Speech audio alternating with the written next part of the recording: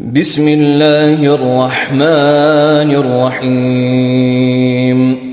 والنازعات غرقا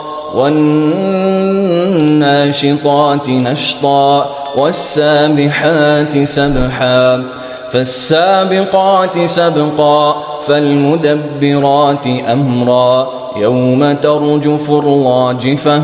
تتبعها الرادفة قلوب يومئذ واجفة أبصارها خاشعة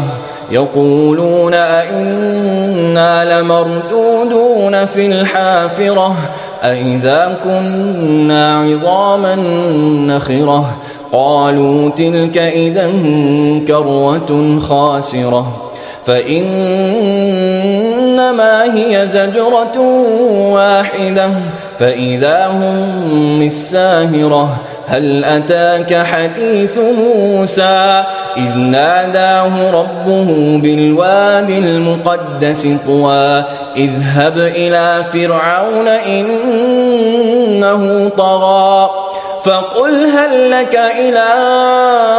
أن تزكى وأهديك إلى ربك فتخشى فأراه الآية الكبرى فكذب وعصى ثم أدبر يسعى فحشر فنادى فقال أنا ربكم الأعلى فأخذه الله نكال الآخرة والأولى إن في ذلك لعبرة لمن يخشى أأنتم أشد خلقا أم السماء بناها رفع سمكها فسواها وأغطش ليلها وأخرج ضحاها والأرض بعد ذلك دحاها أخرج منها ماءها ومرعاها والجبال أرساها متاعا لكم ولأنعامكم فإذا جاءت الطامة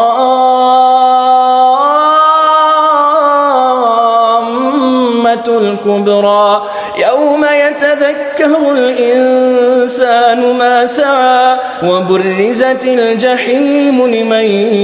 يرى فأما من طغى وآثر الحياة الدنيا فإن الجحيم هي المأوى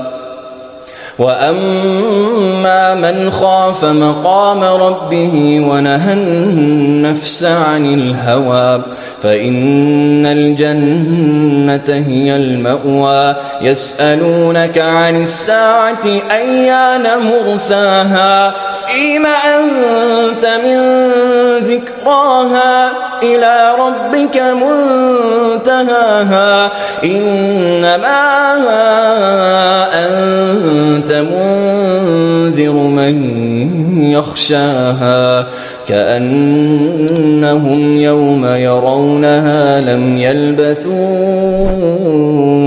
إلا عشية أو ضحاها.